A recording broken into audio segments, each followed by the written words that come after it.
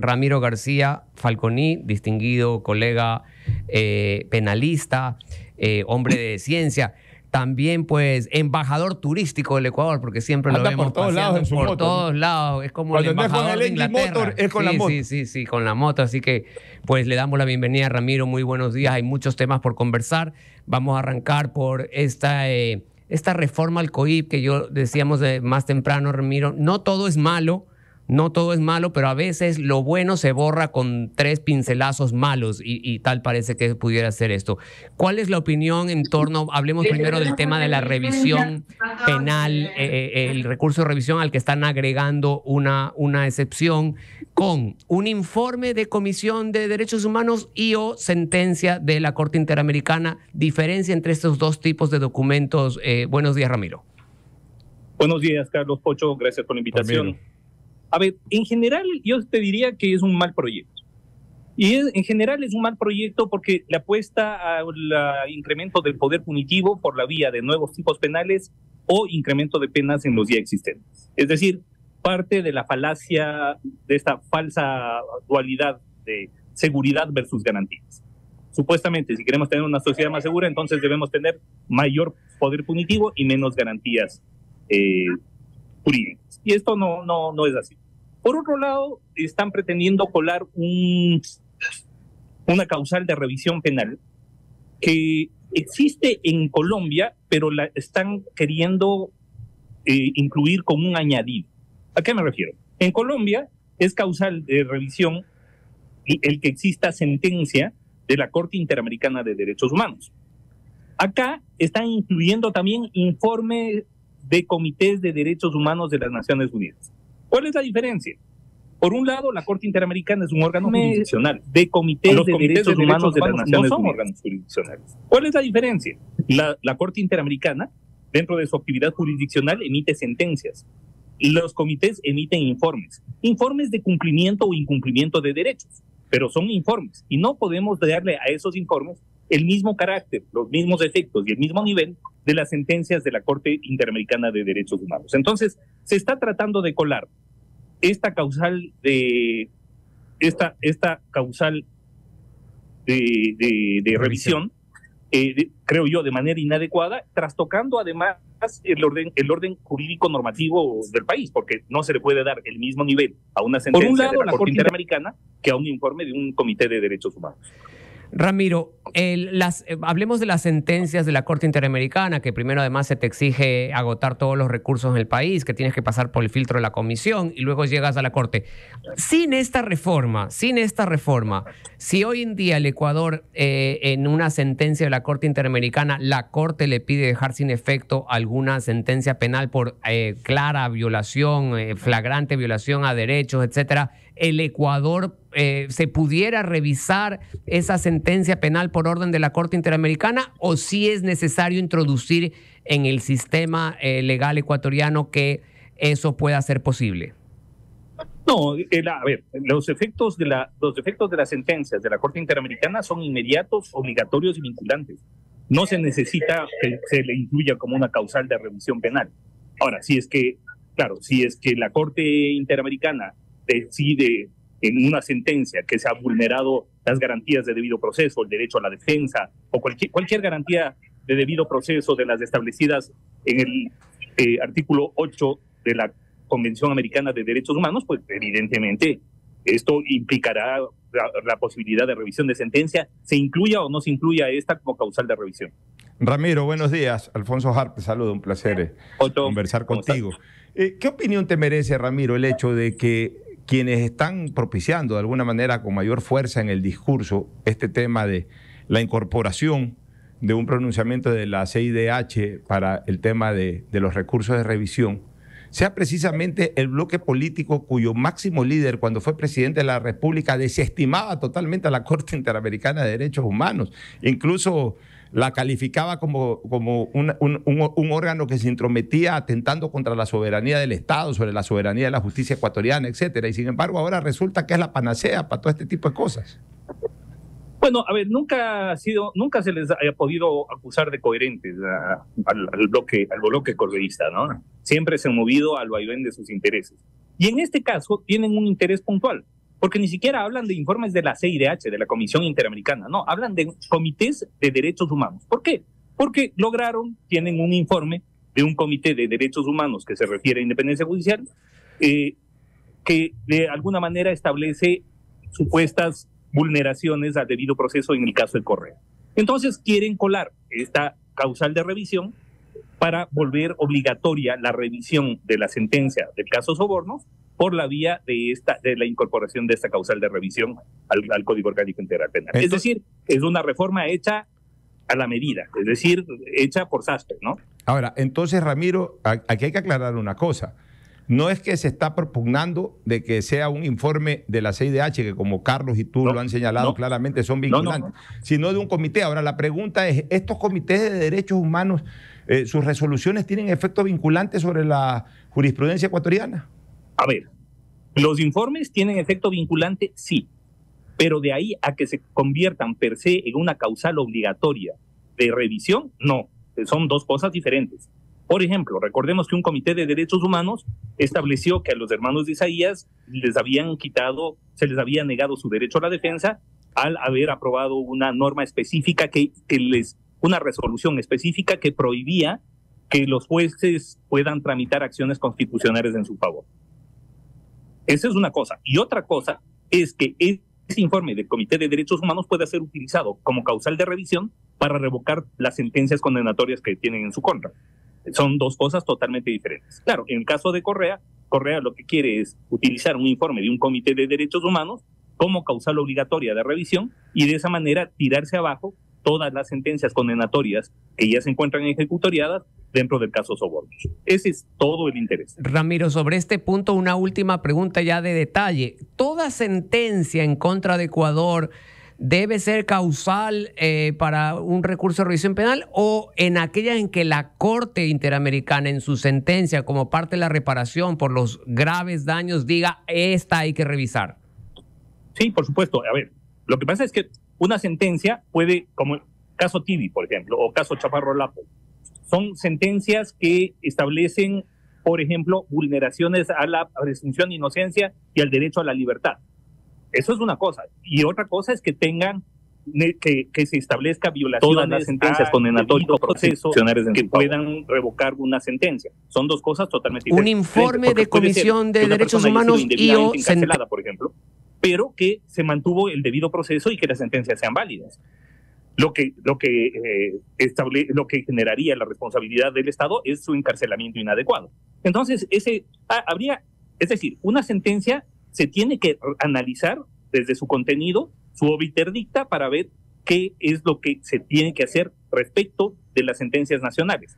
Pero el momento en que la incluimos como una causal obligatoria, entonces lo que estamos diciendo es nada más con que exista una sentencia que revise un tema específico, sea en cualquier, ya se constituye en una causal obligatoria de revisión de la sentencia penal condenatoria ejecutorial. Y eso es un poco lo que están queriendo colar el bloque correísta, ¿no? Correcto. Ramiro, otra de las cosas que yo digo, esos pincelazos que son los que más han llamado la atención es el rompimiento del secretismo de la indagación que realiza la Fiscalía. Expliquémosle al público la importancia de que se mantenga la reserva de ese periodo que lo lleva la Fiscalía. Yo creo que de las reformas propuestas en este proyecto, esa es la peor.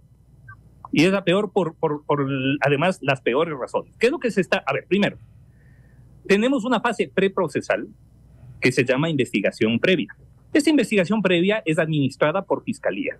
Tiene por objeto el que Fiscalía, desde la reserva, pueda conseguir la mayor cantidad de material probatorio posible.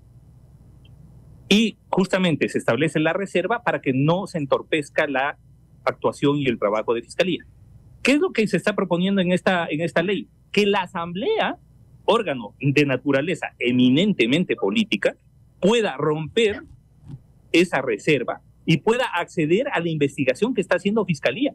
Es decir, esto no solamente que permite que un órgano político intervenga dentro de una fase técnica jurídica como es de investigación previa, sino que implica una clarísima interferencia del legislativo en las actuaciones judiciales. Esto es una metida de mano por vía de ley. Se cae de inconstitucional, me parece a mí. ¿Cuál es el criterio de la ciencia penal, Ramiro, en establecer imprescriptibilidad a delitos? ¿Es algo que la ciencia lo critica o es aceptado a nivel de la ciencia penal? Mira, en general se critica mucho esto porque te rompe el derecho al plazo razonable, ¿no? Y el derecho al plazo razonable del proceso incluye también que no pueda extenderse ad infinitum la persecución penal. Lastimosamente, la tendencia en muchos países, entre ellos el Ecuador, está en seguir ampliando el número de tipos penales que son imprescriptibles y cuya acción es imprescriptible. A mí me parece que eso es un desbordamiento del poder punitivo que no tiene sentido y que más bien, de una u otra forma, horada la estructura del Estado constitucional de derecho. Ramiro, yo sé que obviamente tu criterio lo respeto, no necesariamente lo comparto, es muy garantista, está bien, respeto mucho porque además lo fundamentas científicamente, pero sí te quiero preguntar algo.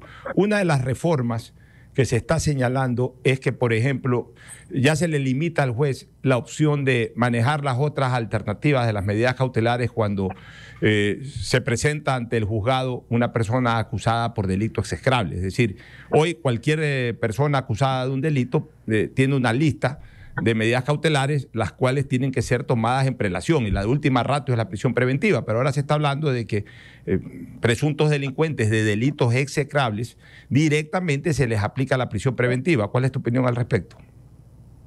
Mira, Poncho, el problema es que este texto de la norma propuesto va en contravía de la Convención Americana de Derechos Humanos y de lo que ha decidido en la materia la Corte Interamericana de Derechos Humanos, cuyas decisiones son vinculantes y obligatorias.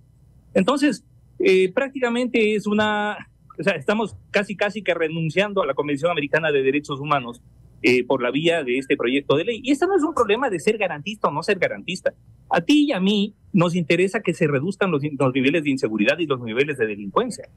Posiblemente en lo que podemos diferir es en cuáles son las medidas a tomar. Desde mi punto de vista, mientras no se entienda el delito como un fenómeno socioeconómico, mientras no se garantice al sector más pobre de la población condiciones de vida dignas, vamos a seguir teniendo los mismos niveles de violencia e inseguridad. Ahorita han bajado. ¿Por qué? Porque, claro, tenemos militares y policías en las calles. Cuando vuelvan a los cuarteles, volverán a través a delinquir. ¿Por qué? Porque son delitos económicos, son delitos con un trasfondo económico. No es que a la gente pobre le gusta colaborar con el narco por hedonismo. Lo hacen por necesidad. Entonces, mientras no ataquemos a las causas estructurales de la inseguridad y de la violencia, que son fundamentalmente socioeconómicas, que son además culturales, no vamos a poder garantizar mayores niveles de seguridad a la ciudadanía, no importa cuántas reformas hagamos. Entonces, claro, caemos en la falacia, insisto, como decía al inicio, de pensar que reformas que van hacia más tipos penales, a penas más duras en los tipos ya existentes o a menores garantías de debido proceso, son las que nos van a producir niveles de seguridad más altos. Mira, desde 2014, que el Código Orgánico Integral Penal entró en vigencia, ha tenido por lo menos 8 o 9 reformas. Es el código más reformado. Y todas las reformas han ido siempre en la vía de endurecimiento. Pregunto, ¿tenemos una sociedad más segura? ¿Hemos bajado los niveles de delincuencia? No, todo lo contrario. Pero insistimos, porque además me parece que hay, claro, esa obsesión esquizofrénica de, no, es que sigamos endureciendo y sigamos endureciendo a ver si algún rato esto funciona. Y no funciona en absoluto. Ahora, entonces, claro, seguimos insistiendo en las viejas recetas que no funcionan, que no producen resultados positivos. Ahora, Ramiro, y antes de despedir la señal de RTU que nos acompaña siempre a esta hora, obviamente uno de los fundamentos del derecho penal es aislar al delincuente, darle seguridad al ciudadano y también castigarlo para que sirva como escarmiento para que otras personas no sigan ese ejemplo. Es verdad que en buena parte el origen es por un tema de carácter social, pero también tenemos que ser conscientes de una cosa. se ha adherido mucho en estos últimos tiempos la maldad. Antes también habían delincuentes que te atacaban con un arma en la mano, pero evitaban hasta el último disparar, hacerte daño, asaltaban, se iban con el producto del asalto, lo disfrutaban en su momento, lo vendían o lo usaban directamente y punto.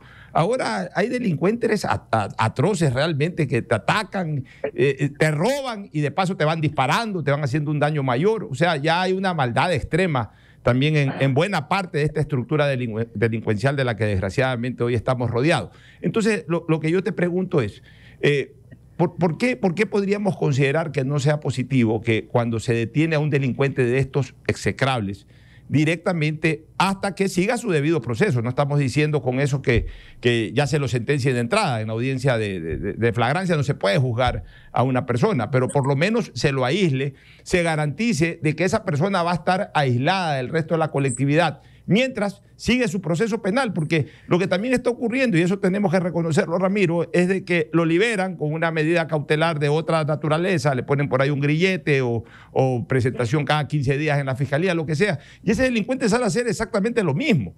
Y entonces, por un lado, la fuerza pública hace el esfuerzo de detenerlo y por otro lado, los jueces lo ponen nuevamente en la calle. Mira, Pocho, yo creo que tenemos que luchar contra las causas estructurales de la violencia. Esto que tú llamas de esa maldad, yo lo llamo incremento en los niveles de violencia. Es decir, cada vez son más violentas las actuaciones delictivas, ¿verdad? Y eso responde a una nueva cultura delictiva, porque también existe la cultura delictiva.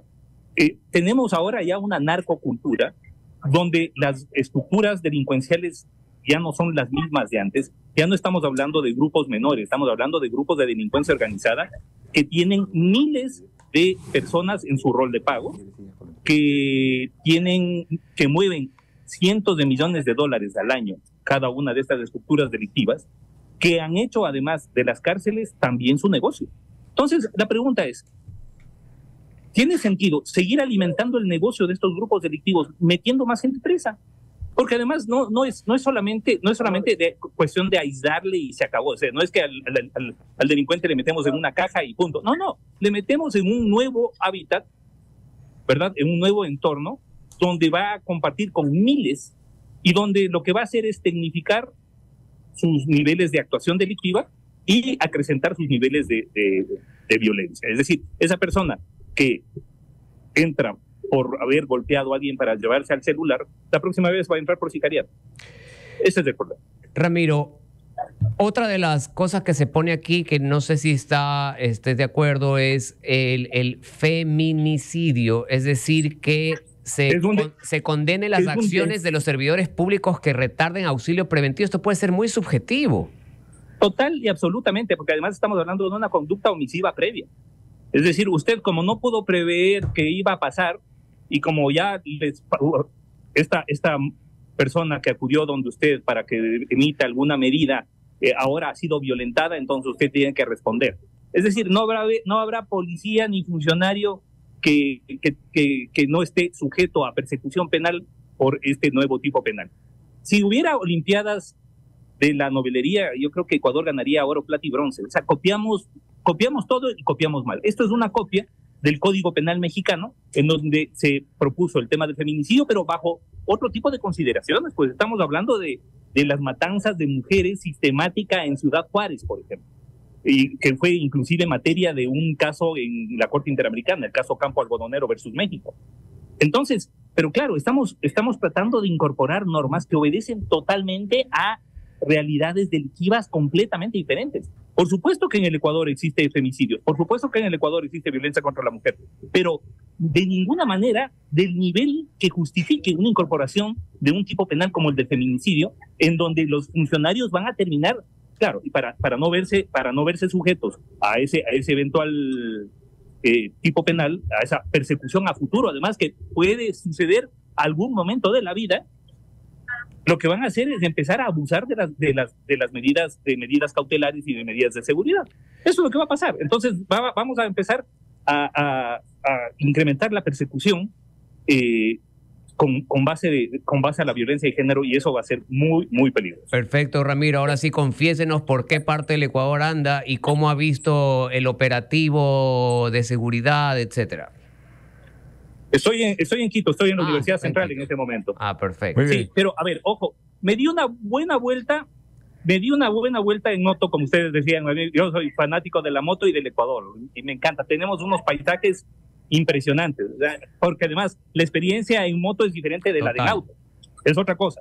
Es una interacción con el entorno diferente. Yo, la verdad, no he visto, o casi no he visto operativos, no he visto presencia militares.